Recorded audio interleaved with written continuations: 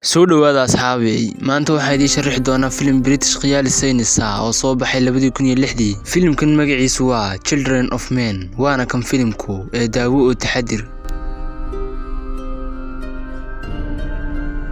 filimku waxa uu ku bilaabmanayaa sanadka 2027. sanadkan dhammaan dadka adduunku waxay noqdeen kuwo madhalays ah, bini aadamkuna ilaa muddo 18 sano ah wax caruur ah may dhalin. dunidu waxay ku dhowdahay inay burburto maadaama dagaalo badan ka dhaceen. qaar ka mid ah wadamada Afrika iyo kuwa bariga Yurub ayaa burburay, dadkooduna waxay u haajireen wadamada kale ee hodanka ah. booliiska UK waxay isku dayeen inay joojiyaan muhaajiriinta sida sharci darrada ah u soo galaya wadankooda. waxaa warka laga soo daayay Baba Diago oo ah muwaadinka adduunka ugu da'da yar oo u dhashay dalka Argentina, da'diisuna ay tahay 18 sano, waxaana dilay dad cadhaysan. dadkii ku sugnaa cafeteria ku yaala London ee warka daawanayay ayaa aad uga yaabanaa warka xun ee maanta maqlayaan. nin lagu magacaabo Theo Fron ayaa soo galay cafeteria-gii, waxaanu u muuqday mid aan damba ka lahayn warka ka socda TV-ga. waxa uu soo jeeray dadkii cafeteria-ga joogay, waxaana soo qaatay koob kafee ah, kadibna waxa uu iskaga soo baxay cafeteria-gii. isagoo wadada ku cabaya kafeegii ayaa waxa uu arkay cafeteria-gii uu hadda ka soo baxay oo qarax ka dhacay, waxaana qaraxan lagu eedeeyay koox burcad ah oo lagu magacaabo The Fishes.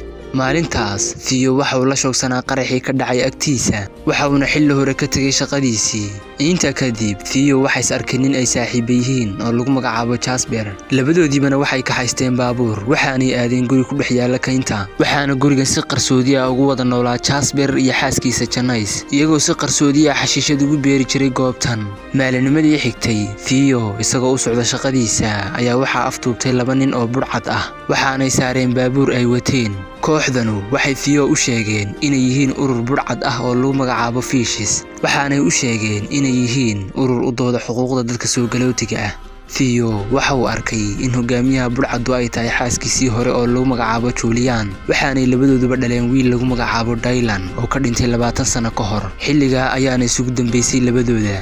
Julian waxay u sheegtay in burcadoodu aysan mas'uul ka ahayn qaraxii ka dhacay cafeteria-ga, waxayna sheegtay in dawladdu ay ka dambeysay qaraxa si ay ugu eedeeyaan iyaga. Julian waxay Theo ka codsatay inuu u tago adeerkii oo dawladda wax ka ah, uuna uga soo qaado warqado been abuur ah si loogu soo galiyo soo galootiga sharci darrada ah. Theo waxa uu u tagay adeerkii, waxa uu ka soo qaaday warqadihii, laakiin waxa uu adeerkii sharad uga dhigay inuu isagu raaco dadka soo galootiga ah. Theo-na waa uu ogolaaday arrinka, waxaana baabuur wada raacay isaga, Julia iyo saaxiibkeed oo lagu magacaabo Lucas. sidoo kalena waxaa la socotay gabadh soo galooti ah oo lagu magacaabo Keen iyo Maryam oo ah islaan umulisa, waxaanay u socdeen xeeb ku taal koonfurta Ingiriiska. intii ay jidka sii socdeen waxay arkeen baabuur ololaya oo wadadii ay marayeen gooyay. cabaar kadibna waxaa soo weeraray dad cadhaysan oo aad u tiro badan, dhammaantoodna aad ayay u argagaxeen. Lucas waxa uu bilaabay inuu baabuurkii dib u kaxeeyo, isla markiibana waxaa hortooda ka soo baxay 2 qof oo mooto saaran, waxaanay dileen Julia. isla markiibana waxaa soo weeraray ciidan oo qabtay iyagii. ciidanku waxay weydiiyeen inay tusaan warqadahoodii qaxoontiga, isla xilligaasna Lucas waxa uu toogtay 2 nin ee ciidanka ahaa.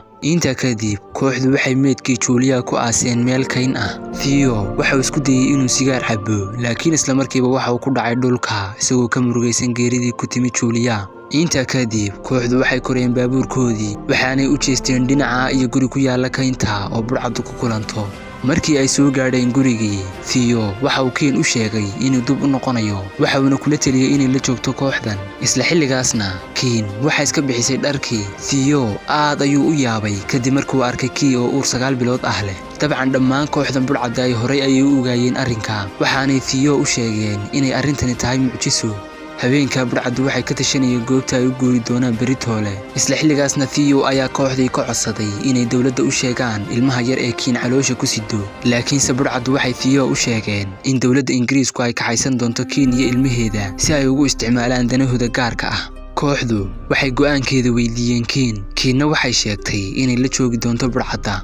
goor habeen badh ah Theo waxa uu ku toosay buuq ka socda bannaanka. markii uu daaqada eegayna waxa uu arkay 2 nin oo dhaawac ah oo guriga la soo gelinayo. 2 nin ee dhaawaca mid ka mid ah waa Juliadii dhimatay saaxiibkeedii hore, midka kalena waa nin lagu magacaabo Patrick. inta kadib Theo waxa uu isku dayay inuu dhageysto hadalladii ay ku wada hadlayeen burcadu.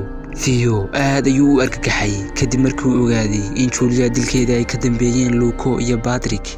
waxa kale oo uu ogaaday in burcaddu ay qorsheynayaan inay fuliyaan rabshado waaweyn sidoo kalena ay doonayaan inay qaataan Ken ilmaheeda si ay lacag ugu helaan sidoo kale waxa uu ogaaday inay burcaddu qorsheynayaan dilkiisa oo ay rabaan inay berrito la toogtaan isaga Theo aad ayuu u argagaxay waxauna si degdeg ah u galay qolkii ay ku jireen Ken iyo islaantii umulisada ahayd ee Marian waxauna u sheegay in Locos uu ka dambeeyay dhimashada Julia laakiinse labadooduba ma aysan rumaysan hadalkiisa Theona waxa uu labadoodiiba uga sheekeeyay xantii uu soo maqlay taasoo sababtay inay aaminaan hadalkiisa inta kadib Theo waxa uu labadoodiiba si dhuumasho leh uga soo saaray dhismihii waxa uuna banjariyay dhammaan baabuurtii burcadda waxa uuna labadoodiiba si degdeg ah u galiyay gudihii baabuurka isla markiibana waxay awoodeen inay ka baxsadaan burcadii inta kadib Theo waxa uu labadoodiiba u kaxeeyay guriga saaxiibkii Jasper maadaama uu ku yaalo meel qarsoon oo ay burcadda kaga badbaadi karaan isla xilligaasna Jasper aad ayuu u yaabay markii uu arkay Ken uurkeeda waxa uuna ogolaaday inuu ka caawin doono sida ay uga baxsan lahaayeen goobta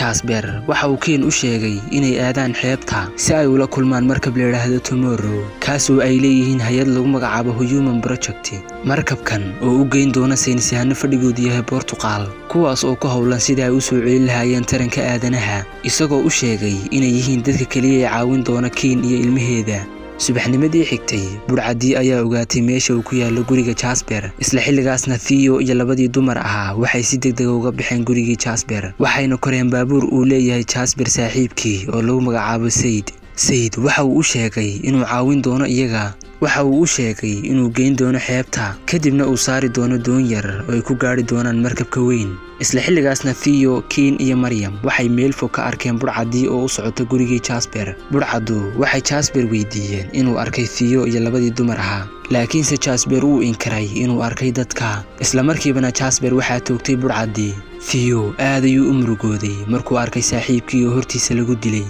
isla xilligaasna waxa uu labadii dumar ahaa si degdeg ah uga kaxeeyay goobta waxaanay heleen guri cidla ah iyagoo jooga gurigii ayaa waxa uu yimid Jasper saaxiibkii Said waxa uu ahaa sarkaal ciidan waxaana isaga iyo Jasperkii dhintay qorsheynayeen inay khiyaameeyaan saddexdooda oo ay saaraan markab si ay ugu kaxeeyaan xero qaxooti Said waxa uu saddexdoodiiba saaray baabuurkii waxa uuna ka soo kaxeeyay goobtii waxa uuna doonayay inuu saaro bas loogu talagalay dadka muhaajiriinta ah intii ay jidka sii socdeen waxay arkeen xero qaxooti waxayna arkeen military laynaya qaxootigii joogay xerada isla xilligaasna Ken waxa qabtay xanuunkii foosha ugu dambeyntiina saddexdiiba waxa la saaray baskii qaxootiga waxaana loo kaxeeyay dhanka iyo magaalo lagu magacaabo Bexel intii ay jidka sii socdeen Ken waxay dareemisay xanuunkii foosha wayna qaylinisay isla xilligaasna sarkaal ka mid ah militariga ayaa u yimid Ken waxaana weydiiyay sababta ay la qaylinaso Marian ayaa soo aaday dhinacii sarkaalka Mariam waxay isku dayday inay sarkaalka jeediso si uusan u ogaan in Ken ay uur leedahay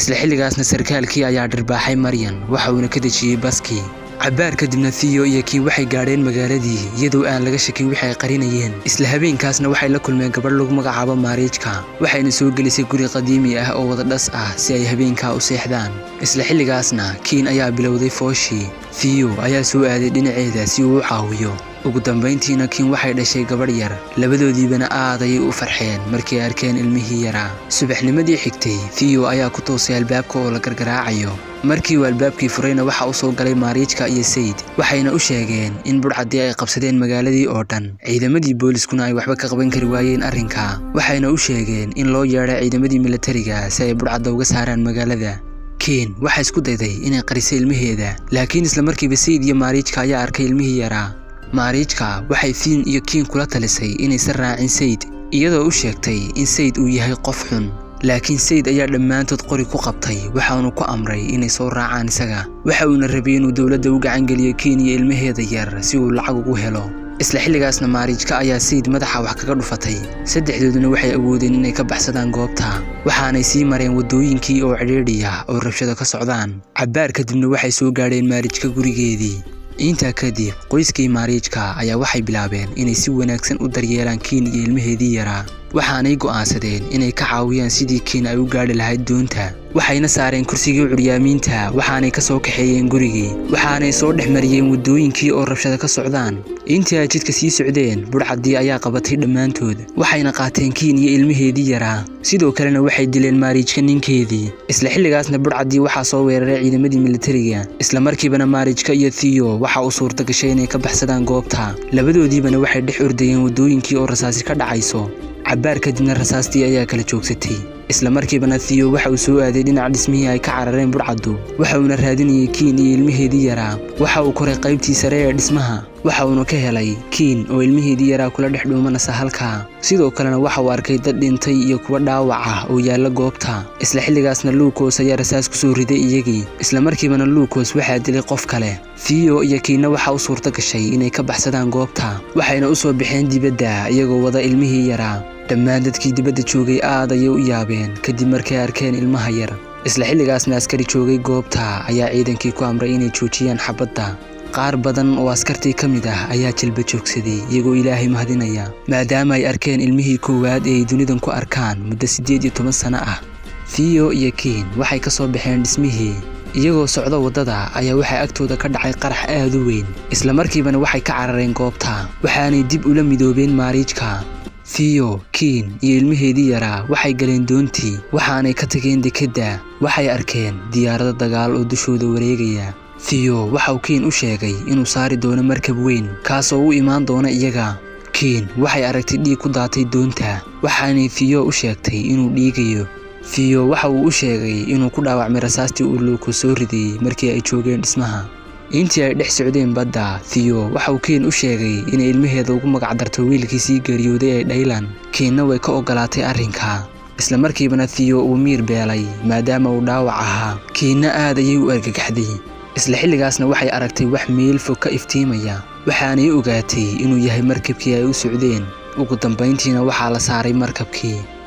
filimku waxa uu dhamaanayaa inagoo maqlayna oohinta caruur yar taasoo ka dhigan in dunidu ay ku soo noqotay sidii ay hore u ahaan jirtay. haddaba daawadayaal waxaan soo gaadhnay dhammaadka muuqaalka fadlan hadduu muuqaalku cajabiyey like saar sidoo kalena subscribe channelka si aynu u soo badino muuqaaladan oo kale mahadsanid.